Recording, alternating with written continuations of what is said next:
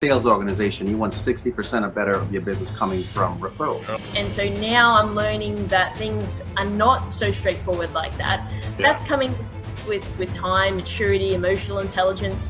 I started getting into the environment of hunting at 7. Oh, wow. Because I started to shoot the bow, bow and arrow and learning that. What I learned is that people don't like the scripted version of you. Well, guess what? That building was 100% leased, fully spoken for prior to certificate of occupancy. I think that people don't see that. They just think, like exactly how you said, like it's just like, oh, I just woke up here. There's two sides to passion, right? There's a harmonious side and there's an obsessive side. Sometimes you expect the punch because that leaves the person open. So, I knew where to take my hits. I knew when to duck. He looked at me straight in my face and told me, listen, I'm good whether you make it or you don't. I'm good. You're not. Welcome to another episode of the Bottom Line Podcast, where we say what we mean and we mean what we say, because at the core of everything that is, was, and forever will be, there will always be the bottom line. Today's guest.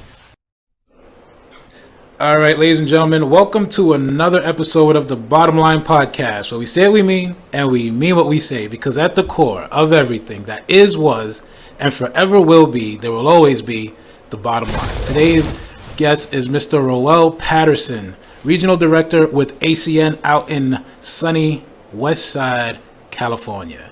Right? Roel is a father, husband. He's I would call a parallel entrepreneur, because I came across Roel's profile on social, and when we spoke originally, what you told me is that you sold your first company, and from there you're able to get into what you're doing now. But what stands out to me the most is how you're able to spend time doing what makes you tick, right? Spending time with your family, creating relationships, cultivating relationships, building relationships, right? And I look at your content and I say, man, this guy is like so relatable. He looks like he's always enjoying his life. He's spending time with his family, and I always want to get perspective from people like you. You know what I mean? So thanks for taking the time today to be a guest on the podcast. How's your day going, man? How's life out in sunny California? Well, Jack, thank you so much for inviting me to be here with you today. You're always somebody as well that I have a lot of respect for. Ever since we connected on social media, you've always been just a great inspiration. You're doing some amazing work with the people that you're working with directly, and I see that you're really helping a lot of people, especially in this time, to break through in their life. So that is always something commendable, and I always respect people who operate from that space of service rather than just out there trying to get. So I just want to say thank you for inviting me. It's really a pleasure for me to be here with you. I know it's going to be a great episode as well. Yeah. But in California today, it's beautiful. It's very sunny. I have my wife, my daughter, they're here with me today. Right. It's my wife day off. So, it's really amazing to have them. Today we might get to do some stuff together as a family. So it's beautiful, man. Life is great. Yeah, I like to hear that, man. So what's interesting to me, right? And that's one of the places that I think I would want to live at some point in my life, but I'm not 100% sure, because I like my winters, right? I like my winters. New York, you get your seasons. So how are the winters? How's Christmas in Cali? What's that like? Christmas in Cali is very awesome. It's very beautiful. Almost the same as in New York, I would say, in some parts. Yeah. The only difference is that you don't have the snow or the very cold winter, but it's still it's a great temperature, sometimes in the 60s thereabouts. So it's very good temperature. And one thing I like about it, it's just next door to Vegas. You could jump over and go and have some fun in Vegas if you want to as well. So nice. When did you make the transition into Cali? California, I moved to California in 2016. From what? From New York, right? From New York, yeah. So I was in New York.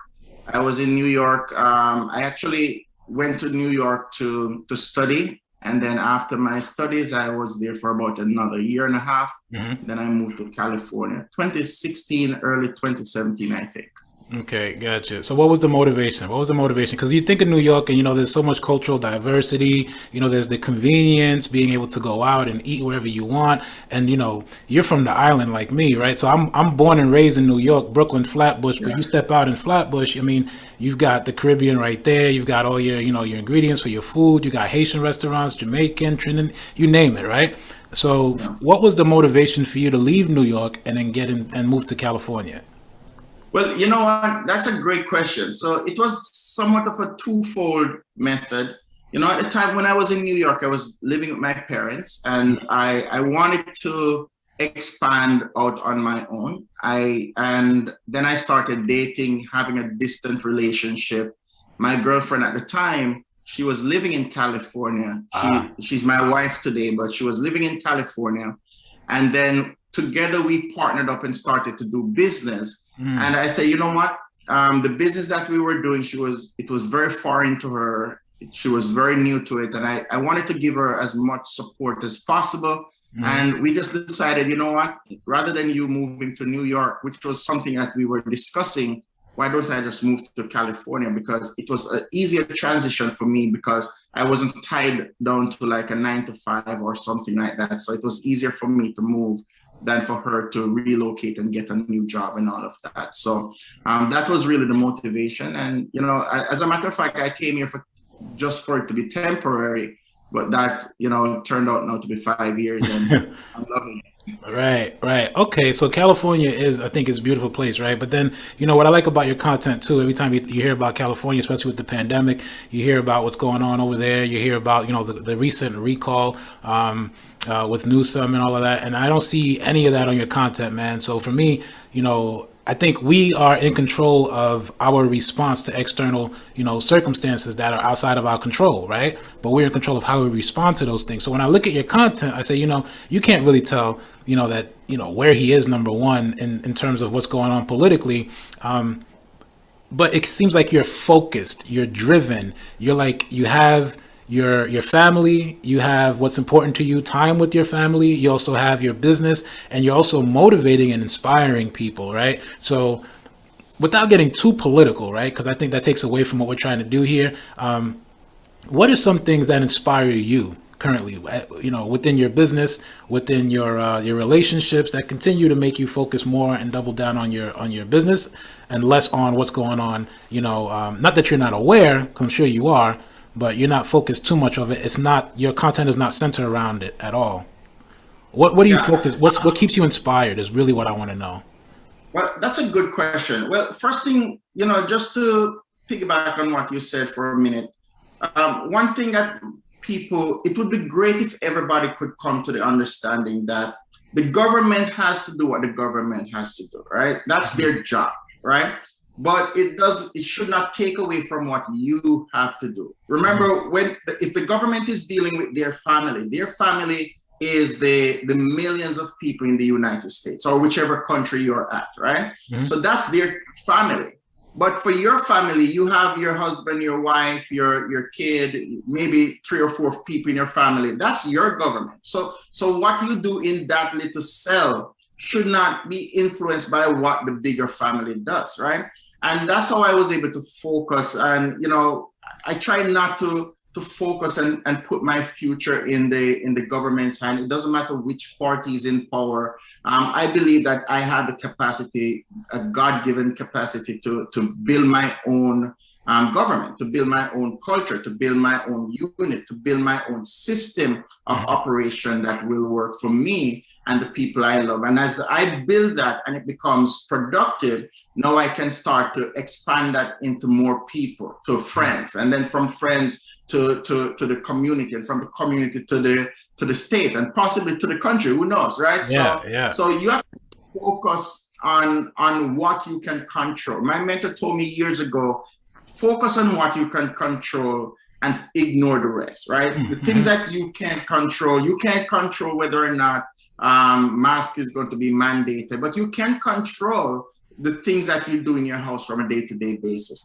Now, how you wake up, how you go out and conquer your dream, how you set your goals, what inspires you, what your vision for life is. You know, I was listening to Joe Dispenza, if you have heard about him, and Joe Dispenza said something that, and I'm tying this now to what you asked me about what inspires me. Sure. He said something that really hit home for me. He said most people are directed by a memory of their past and not by a vision of their future, right? Yeah.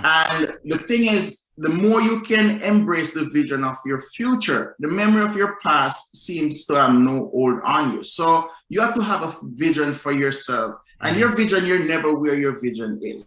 It's always ahead of you. Right? So that's one thing that always inspired me. I'm never inspired by where I am today. I'm always inspired about what I'm creating, right? So that gets me up in the morning. If what I already have would get me, I wouldn't need to get up. I already have it, right? Yeah. So what gets me up in the morning is what I'm creating, right? And that's how I get inspired. But to be more internal, I would say the thing that drives me most is how much I can impact somebody else's life. How much I can be a force in somebody's life that creates a different path for them that they weren't on before, and a positive path, that is, right? So that's always something that inspires me. Nice. I love that. Okay, I understand what you're saying too. I think the hardest part is to forget about your past, number one, because there's this subconscious it's like a reminder kind of the pain that you've been through, or the disappointments that you've had, or the negative experiences that you've had, right? That kind of keeps you, what it does is it creates these limited beliefs within an individual, right? And those limited beliefs, we unconsciously let those limited beliefs dictate our present situation, which ultimately negatively impacts our future, right? Now, here's what's a little tricky. If you're not to that level, if you don't have that level of self-awareness, you wind up repeating the same patterns over and over again because you're unaware, you don't know, right? And then what happens is I see a lot of people blame other people. They blame the external factors. They blame the government. They blame especially when it comes to like breaking a generational curse, they blame like their family, you know what I mean? Like the generation before them. And there's like a very limited amount of self accountability. And they look for reasons to, try to find people to blame. But I like what you said. Once you let go of your past, you focus more on your future, right? So to me, there's an anchor there. There's an anchor that you probably have that you use to disassociate from your past, right? And then focus more on your future. And I think for you, it's being able to impact other people's lives, right? Helping them to see what they can do. But then, like, how do you handle the resistance there? How do you handle the people who may be a little cynical or skeptical, or the non-believers? Like, what do you say to those kinds of people? Or do you just kind of like avoid them altogether? Well, that's a good question. And you see, one thing again, you can never get rid of your past completely, right? It's not like you're going to be a robot and you can take out a chip and put it in a new chip. Right. You won't be able to erase it.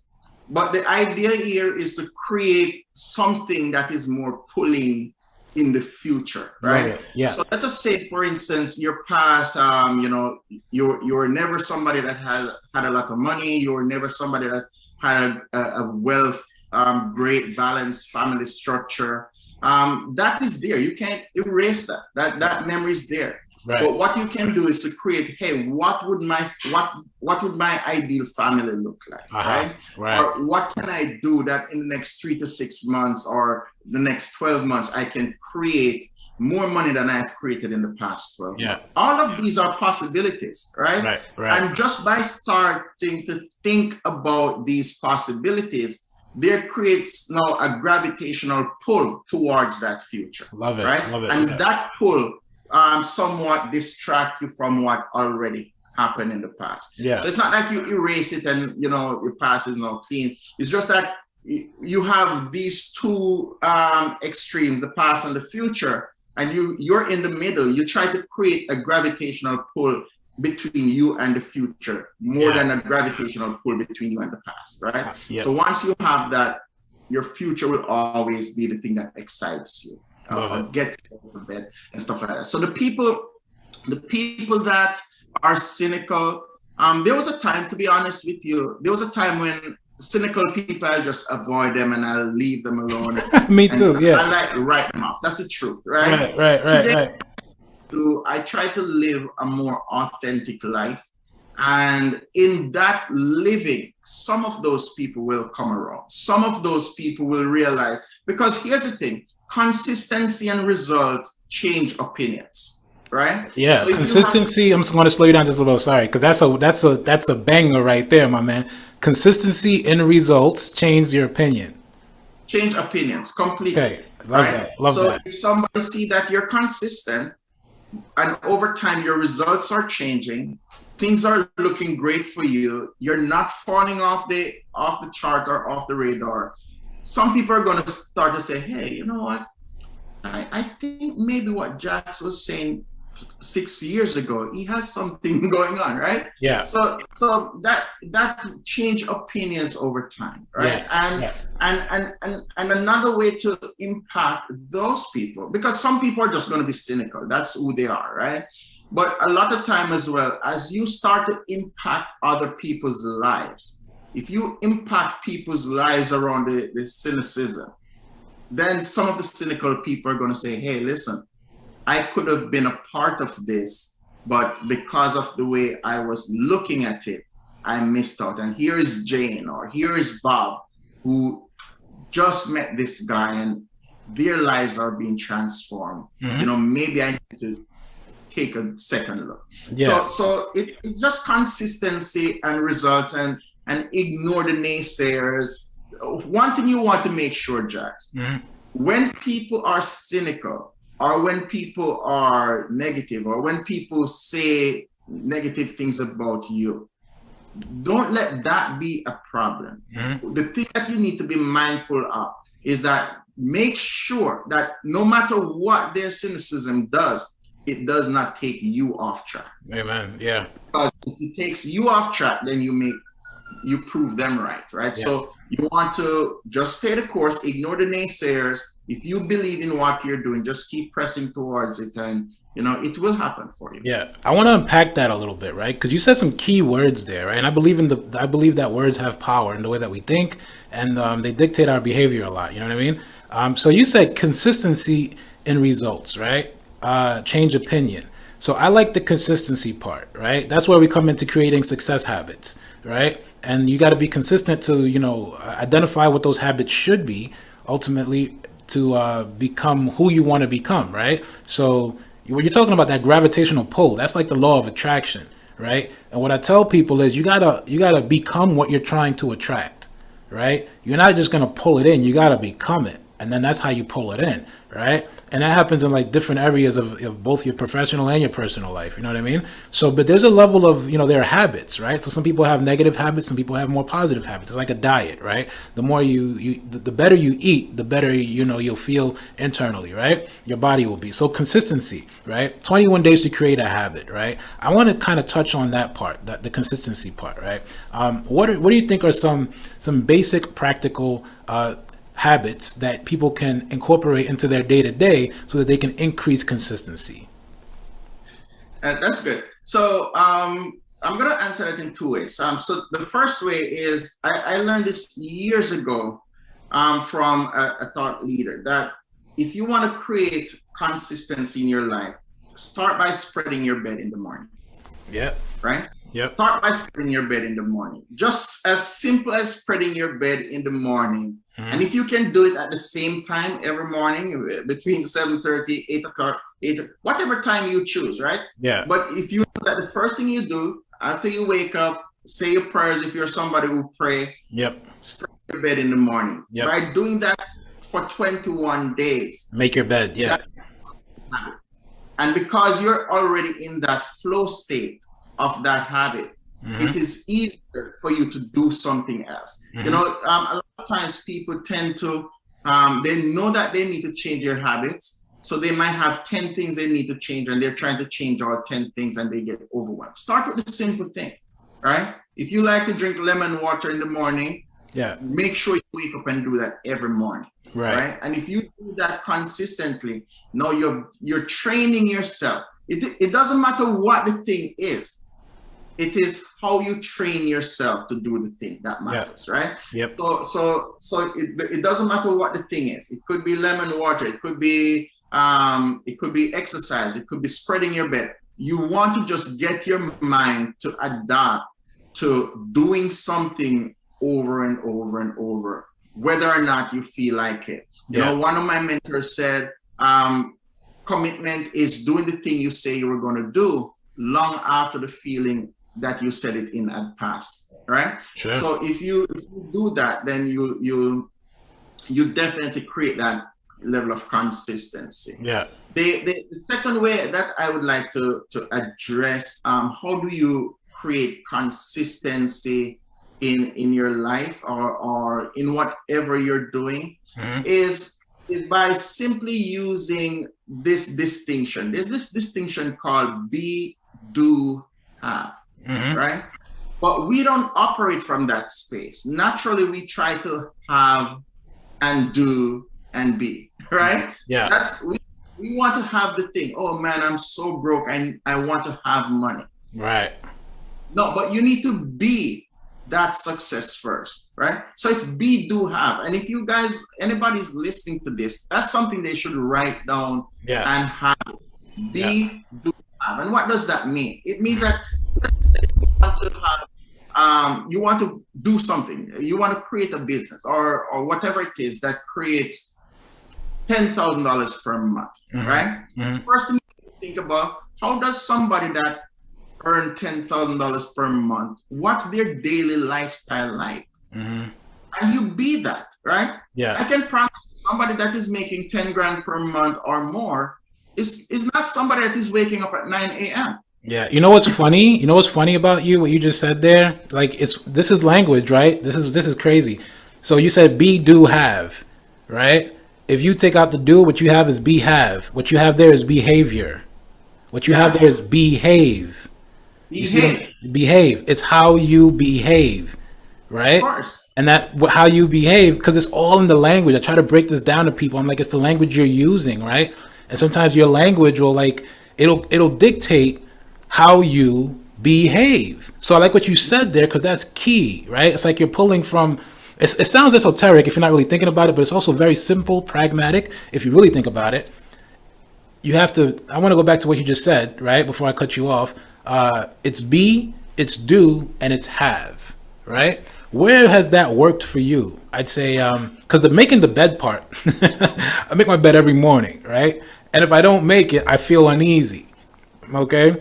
And the kids, when the kids are with me, they make their beds too, right? You know, my daughter's 6, so I'll make her bed. But I'm like, when you turn 7, you're making your bed. You know what I mean? But for me to see that their beds are unmade, to me, I feel uneasy. And it's like that for me. If my immediate environment is in chaos, it's a reflection of what's going on in here. So in here is kind of in order. In my mind, I'm in order. You know what I mean? Everything is kind of compartmentalized. So I like order.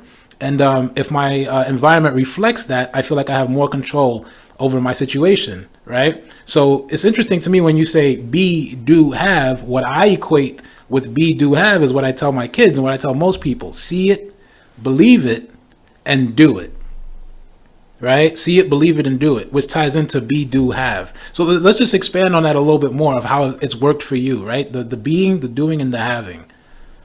So the thing is, there's several ways it worked for me. I can give you something very simple because, you know, I know we talk about business, you know, I'm an entrepreneur, you're an entrepreneur, but sometimes rather than thinking at that high level, just think about the simple things. You know, I believe that success principles are very, very simple, right? We just complicate them because our mechanics up here complicates everything. Right? But here's how this worked for me. So there was a time when I was working on patience, how I can be more patient, how I can be a better husband, how I can be a better father, how I can be not so easily affected by what people say or people's rude behavior or rude attitude or stuff like that. And I was struggling with that. And here's how I fixed that, right? Simple. I wake up every single morning and I commit myself to making breakfast for my wife before she goes to work. Oh, wow. Right? So I make breakfast for her. Now, a month ago, I was sick for about 2.5 weeks, 3 weeks, right? Mm-hmm. I was very ill and didn't feel the vibe. But guess what? For those 2.5 weeks, right? Every morning I still wake up and I make breakfast for my wife. Wow. Now, I've heard my wife to say this to me, and she has said it to other people. Mm-hmm. Hey, you know what I love about my husband? He's so patient. Now, remember, I was working on right. To hear that, that's confirmation, right? Yeah. And how did that work? I commit myself that every morning, doesn't matter what happened, I'm going to wake up, I'm going to fix breakfast for my wife, I'm going to sit with her and eat, and she leaves. At the time that she leaves is not the time I want to have breakfast. But what? I commit myself to it, right? And that helped me to develop patience, even though it seemed like the two does not connect. Right. No, yeah. Mm-hmm. It does, right? Yeah. Because it's not the object itself. It's not the thing itself. It's not the subject itself. It's the discipline. Yeah. It's the principle that creates, right? It's the principle. Yeah. So just the thing is, brother, there's so many ways that this thing has played out in my life. Yeah. You know, I was talking to a friend of mine, and everybody that follows me online.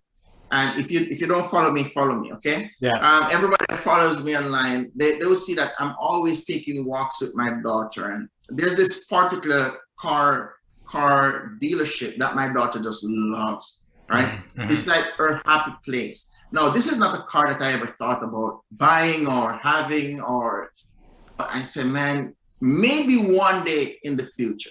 Mm-hmm. And just by going there every day we go there, every day we look at the car, mm-hmm. every day we touch the car, every day we try to sit in the car. We bought the car. Wow. We bought the car. Yeah. Even though I never even thought that, it wasn't even something on my radar that, hey, we need that that's car amazing. Right now. Yeah, right? that's but we amazing. bought that car, right?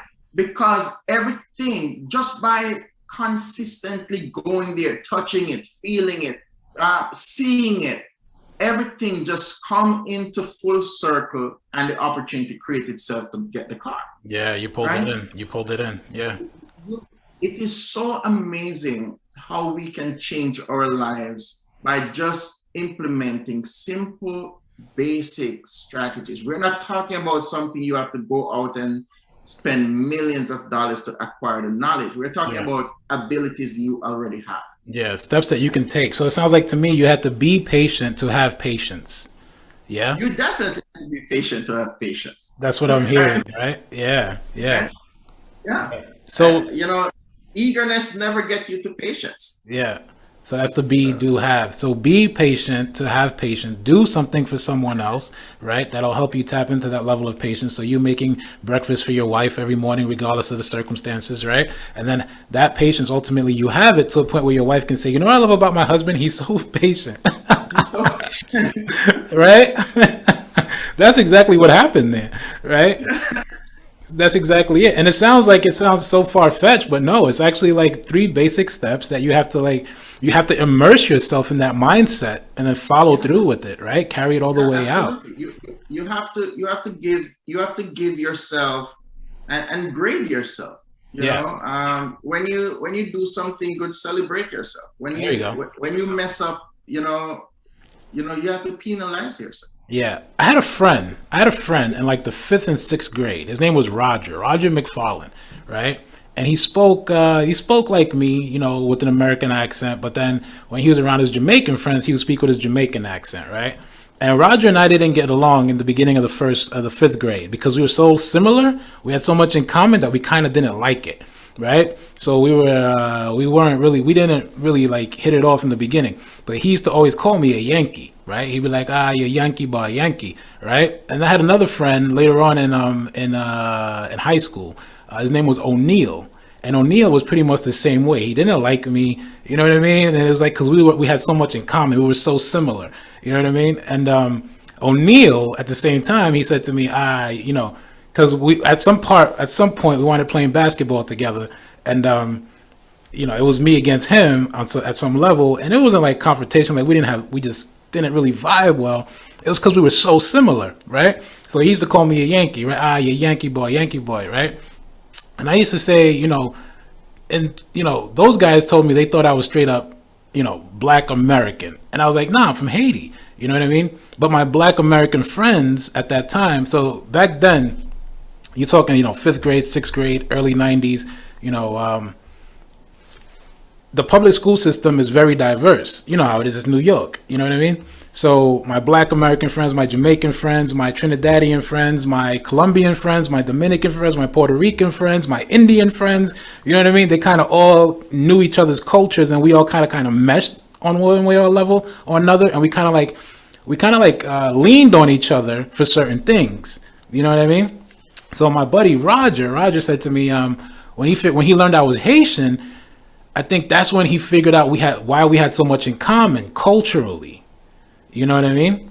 And then we got into a fight with some of the 5th graders. I think that was like, no, we got into a fight with some of the 6th graders, and it was like 5th graders versus the 6th graders, and that's where we united. You know what I mean? Because we were both in the 5th grade, and we had to go against these 6th graders. And it was like, you know, floor wars. It wasn't anything crazy. It was like floor wars. The 5th graders were upstairs on like the 3rd floor. We were downstairs on the 2nd floor. But if you go to use the bathroom upstairs on the 3rd floor, you get into a fight with a 6th grader because it's floor wars. So I had Roger's back because, you know what I mean? What's that? It's turf wars. It's turf wars, right? So I had Roger's back, and Roger said to me, you're not a bad Yankee. You're not a bad Yankee. You know what I mean? Because I had his back, and that's how we started to vibe, you know? And it can go down anywhere. It can go down in the playground, anything. So we started vibing. We got cool, and we had multicultural day. And then, you know, we brought in food from, you know, our backgrounds, right? And it was interesting to me that a lot of people seem that they are, you know, that they're divided, or that they're so separated, or that they're so different, when in actuality, there's more similarities than there are differences. You know what I mean? Amongst people, especially in diverse backgrounds. So your discipline, my man, your discipline, this level of commitment that you had to being patient, right? Do something for somebody to become patient and have that patience, that requires a certain level of discipline. That also ties into the consistency that you touched on in the beginning, right? So I'm wondering, is this something that you learned, you know, here in New York or in the States, or is that something that you brought with you from Jamaica? Like how did you grow up, and where did you grow up? But I grew up in Jamaica, so I spent most of my life there, right? I came here when I was 32 years old. So 32, I spent most of my life in Jamaica, right? Gotcha. So when I a lot of the principles that I have now, they are all developed, right? I wasn't born with any of these, right? Mm-hmm. I was, and the good thing about, you know, a lot of times when people are disgusted about their current situation, or they're fed up with their life, that's all they can see. They can only see the darkness of their life or their situation, right? Mm-hmm. And that's okay, because that can be a motivator for you, right? However, you also need to see the possibilities of growth, because there's no growth without pain, right? You have been a gym enthusiast for years, so you know what I'm talking about, right? The reason your muscles ache is because they're growing, mm-hmm. right? And there's so when you have difficulty, or you know you don't like where your situation is, or you know you would like to change your life, that's a point of growth, right? Mm-hmm. So I'm always somebody that is willing to seek after information. I'm always willing to seek out expert knowledge, whether that is from somebody that is a guru, or somebody that I just think have a little bit more than what I do have, right? Yeah. Mm-hmm. If I see somebody, when I was in high school or college, and I see the way a guy operate with his girl, and I think it was pretty cool. I try to adopt and model those principles with my girl, right? And the same thing happened. And then my dad really introduced me to personal development, and I got into that full force and started to read books and started to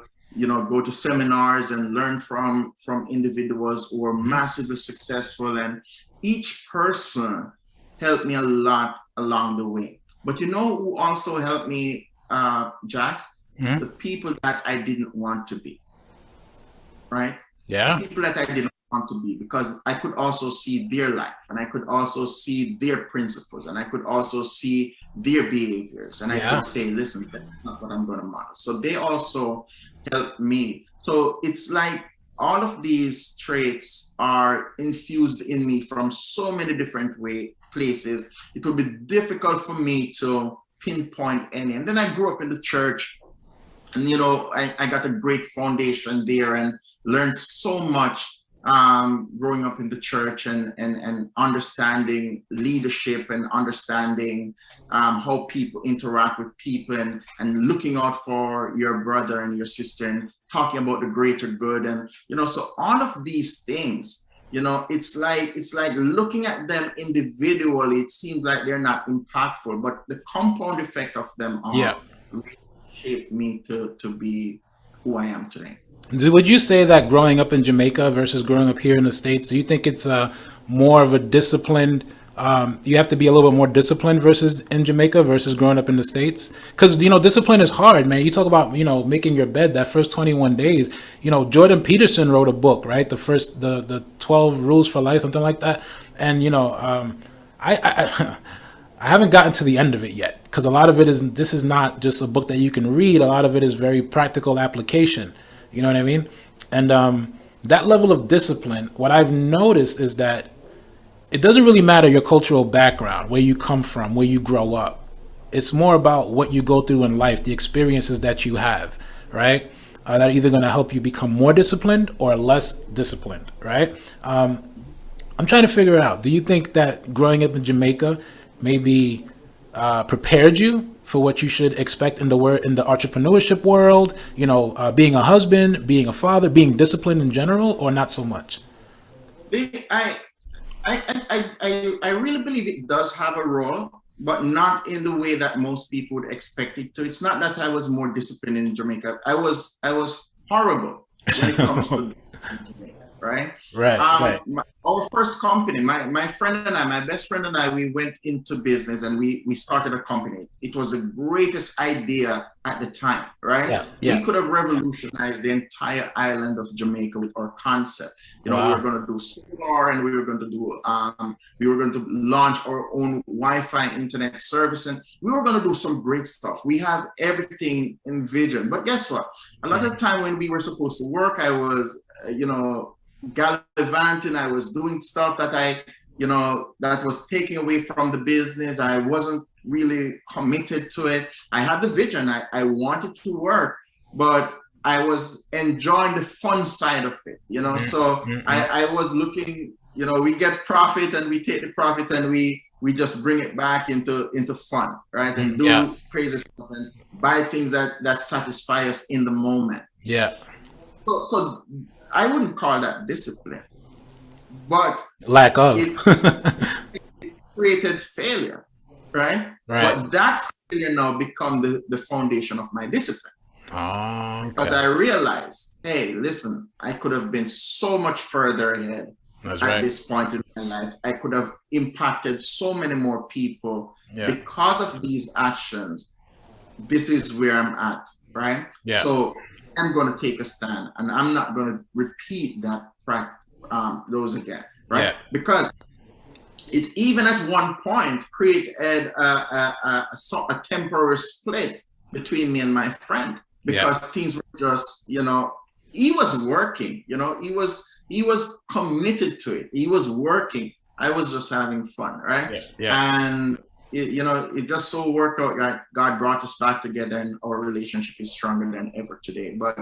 But so that's the reason I'm saying that sometimes pain and difficulty and failure can be, can be packaged to become the foundation for your growth and success. Yeah, I like that. I hear you. You have to go through it. You have to literally go through it so you can develop that.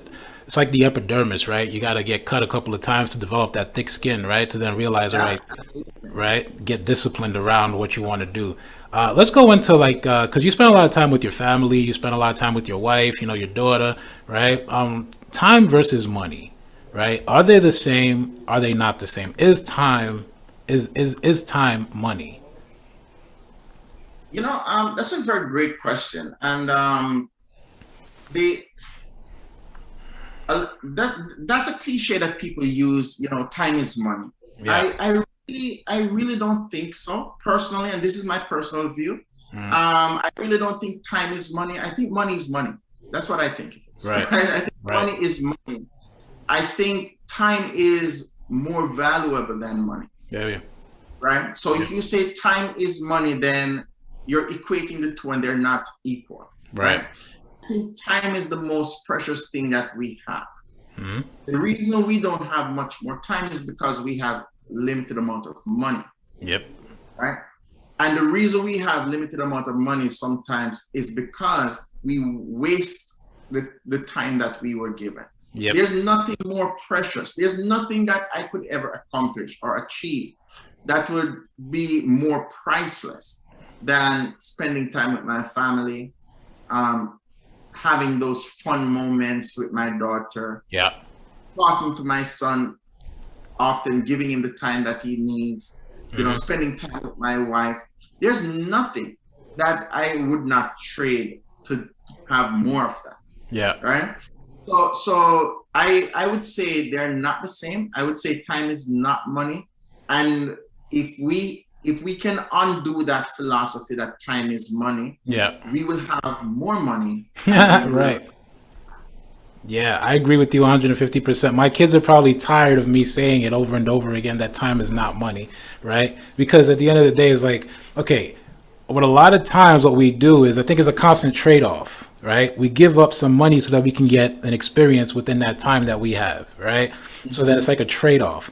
But you can always run out of money before you run out of time. The one thing that we're born with is time, right? We're not born with money. So that's a driving principle for me, right? I think about, and it's tough because when you're coming into the entrepreneur space, when you're coming into like, the performance-based business, you got all the time in the world, but you got no money, right? If you don't have a marketable product, right, and you're not willing to put in the time to figure out the marketing and all, right, and to figure out how you can impact the marketplace, and if there's actually a need for your service in the marketplace, what do you got?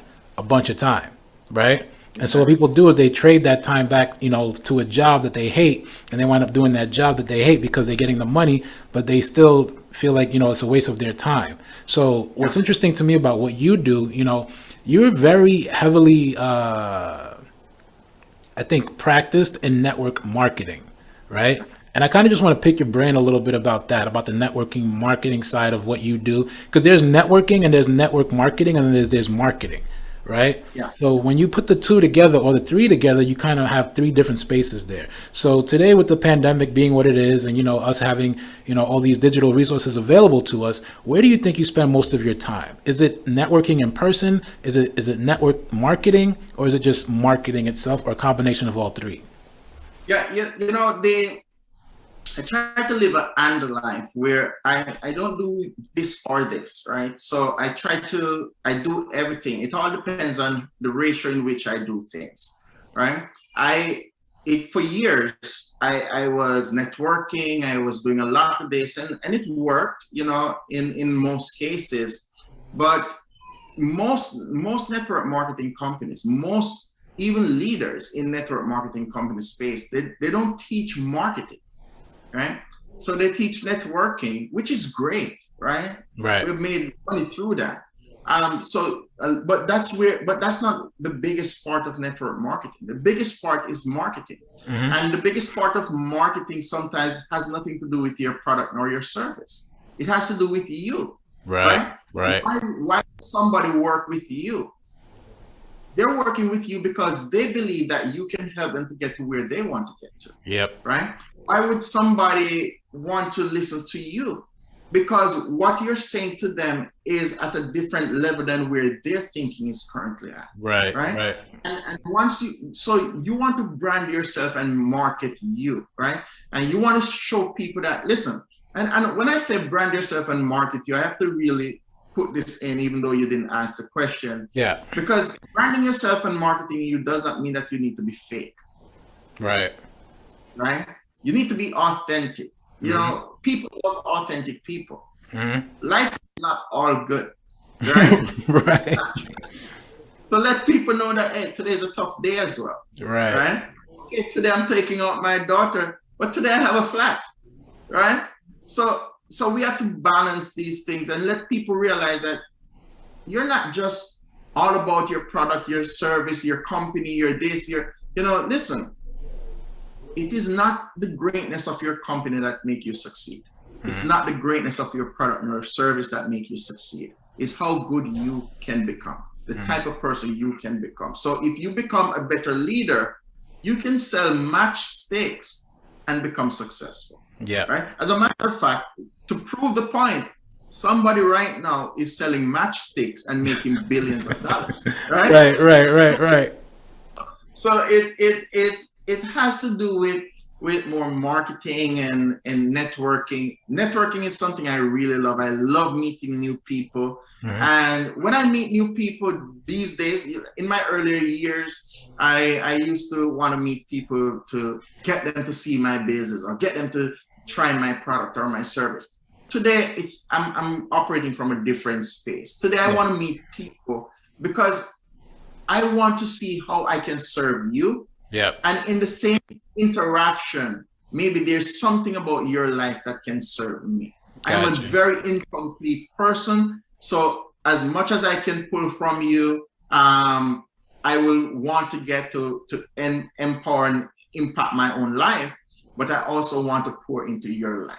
Right. And I hope that while we do this podcast, it's pouring into somebody's life today. Oh, yeah. I love it because it's a good back and forth. I think what's happening a lot with the network marketing, I think what you're saying is key to, there was a time where people wanted to know about a product and then they could just push a product all day.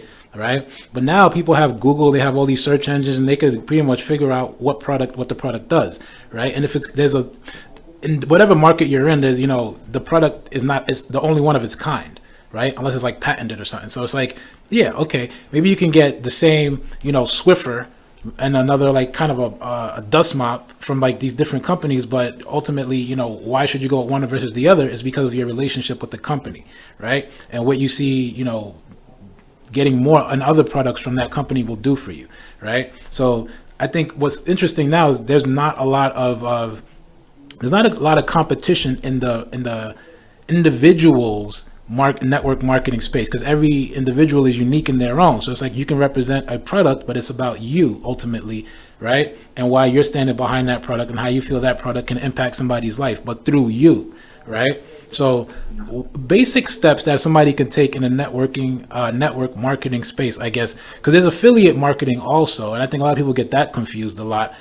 So basic steps, right, that somebody can take if they're starting out, they're building their brand, right? They're trying to be more authentic, right? What are some basic steps that you think you like to see more of? Maybe things that you do that you like to see more of and that people can actually implement as soon as tomorrow. Yeah. So the first thing you have to understand is, why is this important to you? Yeah. Right. And I'm going to say this, it's a bit cliched, but it's so true. It can't be about money. It can't be about, hey, I see a way to make a lot of money. Because as I say, you can sell toilet paper and make a lot of money, right? The thing is, why is it important to you? And if you really dig down into that question, spend some time with it. Even if it's going to take you 2 days to really dig down into that question, you're going to find out it's to serve people. Yeah. Or you're going to find out really and truly it's not important to you. Right. That's also an option. Yeah. If it's not important to you, don't even waste your time with it. Right. You're giving away your life if you do that, right? Mm-hmm. But if you see a way that you can serve people, if you see a way that you can help the average person, and again, you won't be able to help everybody, right? Yeah. These are all commodities, so you can't help everybody. Right. Somebody's gonna have something better than you, as great as yours is, right? Yep. You think yours is gold, but somebody has gold with platinum inside. Right? Right. So you have to know what's your real purpose, right? Then the second thing that I would like to see that most people fail in, they don't have long-term vision. And I put this sometime on companies and on leaders as well, because some companies and leaders, the initial communication comes across as if, hey, this can happen fast. Yeah. It can, right? It can. But set good expectations. Let people know that, hey, listen, commit to this for a while. Right. Commit to this for 3 to 5 years, right? Yeah. Give this some long-term commitment. You're gonna make money during that time, but give it commitment. Right. And another thing that I believe that people can implement right now, especially if you're just starting out. Right? And especially like recently, the past 30, 60 days, you're just starting out and you're not seeing the results that you want. Here's the best thing to do. Stop today and address those 2 things I talked about before. Why is it important for you? Right? Right. And number 2, can you give it 3 to 5 years? Right? Wow. Yeah. You do these things, I really believe people will start to see better results. Yeah. And commit to learning. You have to commit to learning and personal development, right? You have to learn your products. You have to learn your services. You have to learn your company culture. You have to also learn you. Right. That's the key thing that you have to learn. You have to learn you, because 90% of us don't know us. Wow. Right? Yeah. 90% of us don't know ourselves. I'm still getting to meet myself every day. Right. Yeah. That's the evolution. Learning stuff about myself that I didn't know before. Yeah. Right. So get really centered and anchored into the core things, and just follow the system that works. Yeah. Right? Yeah. Or seek after leadership that works for you. Love it. Where do you see networking, network marketing in the next 10 years or so? I honestly believe network marketing is the last call to the free enterprise. I really believe that. Right? I believe that network marketing is not going anywhere. It's only going to get better. It's getting to a point where more people are understanding this, especially as we transition out of the information age, stepping into the digital age. And as we step into this, you're going to see more people gravitating towards us. The format and culture and structure of how it is done today, I can't say that's how it's going to be done 5-10 years from now. Yeah. All I do know is it's going to be a more attractive thing. And again, remember, the companies oftentimes, there are some bad companies out there, but the companies oftentimes are great companies. The leadership are oftentimes great leadership. Some of the products and services are oftentimes good products and services. The negative thing that comes out from these industries usually come out from individuals within the space. Right. So individual does something, and then instead of saying, hey, John did this, they said, oh, those things are like this. But you must also remember that we attract some of the highest caliber of people, and we also attract some of the lowest caliber of people. Right. I think that's interesting. When it comes to networking and network marketing, right?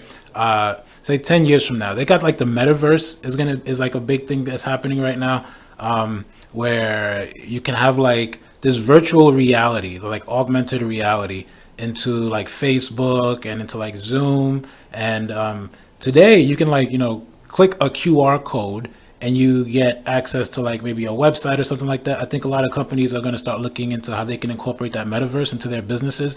I'm wondering if, do you think that we are getting more away from, personalizing our relationships with all these like digital platforms and, automation and such, or do you think that is absolutely necessary right now? Well, the thing is, you can't stop speed, right? And once somebody find a more effective way to do something, they're going to use that method. Yeah. Because what matters most to people is speed and results. Yeah. Right? If they can get results at a faster speed, then that's what they're going to be. So I think we're going to only see, and I think we haven't even seen the platforms that are going to be even the most revolutionary platforms. Yeah. We're yet to see those. Right. Of course, Facebook is great. Of course, Instagram is great. TikTok is great. But I'm sure somebody is in a basement right now that we're going to be blown away by. Right. But with that said, that's why I believe network marketing is such a powerful force, because with all of that, remember, that is just for reach. That is just for reach. Right. How do you manage to run the business? How do you now convert? Relationships to be cultivated. Yeah. So how we reach people will change, but how we build relationships won't change. Right. Love that. I hear you. Okay. We're gonna play a quick game. It's called Hands Down the Lightning Round. All right. I'm gonna ask you 3 questions. You tell me your opinion about these 3 questions. And if you don't like the question, just go ahead and say pass. All right. So, first question, island life, my man, island life, right? Do you see yourself, say, in the future, I don't know, when you quote unquote retire? We know there's no such thing, okay? But I'm just quote unquote retire, right? Do you see yourself living in a place like California, or do you see yourself living in like having the island life? Well, listen, the island life is my blood. Right. Yeah. I'm in California right now, but I'm still in island mode. Right. My blood. So I always see myself living the island life, and I will always be an island boy. If you look at my Instagram, that is one of the things in my bio. I'm always going to be an island boy. And here's what success gives you. It gives you the choices, because you don't have to be in California. You don't have to be in New York. You can be where you want to be, right? So I know I'm definitely going to have a home in the islands for sure. Nice. And so I can't get that out of my system. Yeah. I have that in my system. So the beautiful thing about freedom and success, I don't want to say money, but success and freedom. Of course, money is involved with that. The beautiful thing about that is that a lot of times people talk about living in, or you don't have to think like that when you're successful. Right. If you want to go to the islands tomorrow, you go to the island. Yeah. You want to spend 6 months, you spend 6 months and you come back. Nice. So you have to have that type of success. Yeah. Where you have that freedom to do it as you choose to do it. Okay, so island life, hands down, right? Hands down. Hands down. Next question, right? There's been a migration where people are trying to get citizenship in African countries, and it's been big with celebrities, right? But here's the thing: you've got some African presidents and diplomats that are offering land to Black Americans, African Americans, you name it, whatever. There's land open there, right? So let's just say you decided to pick up and decided to pick up and leave America and go to Africa, right? And they did this big exodus. Now, you have all this land available to you. Do you cultivate the land yourself, or do you hire people to cultivate it for you? In Africa? Yeah. I personally would hire people, and here's why. Yeah. The type of person I am, I always want to maximize service. Yeah. Right? So if I cultivate it myself, then it limits the amount of people that benefit, right? But if I get people to do it, then while I'm benefiting from it being cultivated, other people are being benefited, whether by income, whether by opportunities or whatever it is. So I believe I would share the love. That's what I would do. Got it. All right. That makes sense. And the last question now, when it comes to your quote unquote retirement plan, right? Would you say, and we're not thinking about like retiring, right? It's just like changing our lives, right? Do you believe in gold, silver, copper, the commodities, whatever that is, or like Bitcoin, digital currency? Like, where do you feel safer? Safe is never something that attracts me, really. Yeah. I really believe that the digital currency is going to really take traction the right way. And when I say traction, I mean with sustainability, where it's not fluctuating as it is right now. Mm-hmm. So I think there's a great future in that. But I also believe that gold is never a bad investment. Mm-hmm. Gotcha. Okay. So you're a little bit here and there, right? Yeah. A little bit of both. So, okay, last question for you, actually, because it kind of ties in. Stocks or real estate? Yeah. So if I had the option to choose right now, I'll choose real estate. Uh-huh. Gotcha. Yeah, that would be my choice. All right. Hands down? Yeah, hands down. All right, my man. Okay. And finally, the last question, Roel, the bottom line. What is your bottom line, right? That reoccurring truth for you. No matter what, in spite of any negative setback or circumstances, you go back to this bottom line, this truth, and it serves as rocket fuel to propel you upwards. What is that for you? Whatever it is right now, I can do it. That is always a bottom line for me. I always trust in my abilities, or if I am not able to, I know I have access to resources that can enable me. Nice. So, and that is something that people must always have, right? And this podcast is one of those resources for people, I'm sure, right? So you might not be able to do everything, but you must be able to have access to resources that can enable you. Yeah. So no matter what happened, if my business crashed today, if my health is deteriorating, God forbid, knock on wood, right? Whatever that is, I believe that, listen, with what I have, with the time I have left and the life I have today, I can rebuild, I can restructure, I can do it again. Yeah. So whatever it is, you can do it, right? I can do it. Love that. Ladies and gentlemen, Roel Patterson, whatever it is, you can do it. This was great, Roel. Thanks for taking the time, man. Where do people find you? Yeah, I can be found on almost all the social platforms, mostly on Facebook, Instagram. On Instagram, I am Roel Patterson. On Facebook, just look up Roel J. Patterson. And on Twitter, I'm Roel Patterson as well. Nice. Those are my top platforms. Nice. Or, if you, and I do answer messenger messages. So if you shoot me a message in Messenger, I'll respond to you. Yeah, he'll also be on YouTube. So look out for this. This will be on YouTube as well. If you're following the podcast on YouTube, right? Roel Patterson, network marketing extraordinaire. All right, this guy is all about building the relationships and meeting people where they're at, and being your authentic self. I think that's the biggest takeaway that I got away from this, along with a lot of other things. Consistency, results. My biggest one, the quotable here, is consistency in results change opinion. I love that, right? I think you could take that to the bank. Okay, and be, do, have. That's another quotable right there. You can take that to the bank. All right, this was a lot of fun. Roel, thanks for taking the time. Ladies and gentlemen, yeah, definitely. Ladies and gentlemen, this was the Bottom Line Podcast, where we say what we mean and we mean what we say, because at the core of everything that is, was, and forever will be, there will always be the bottom line.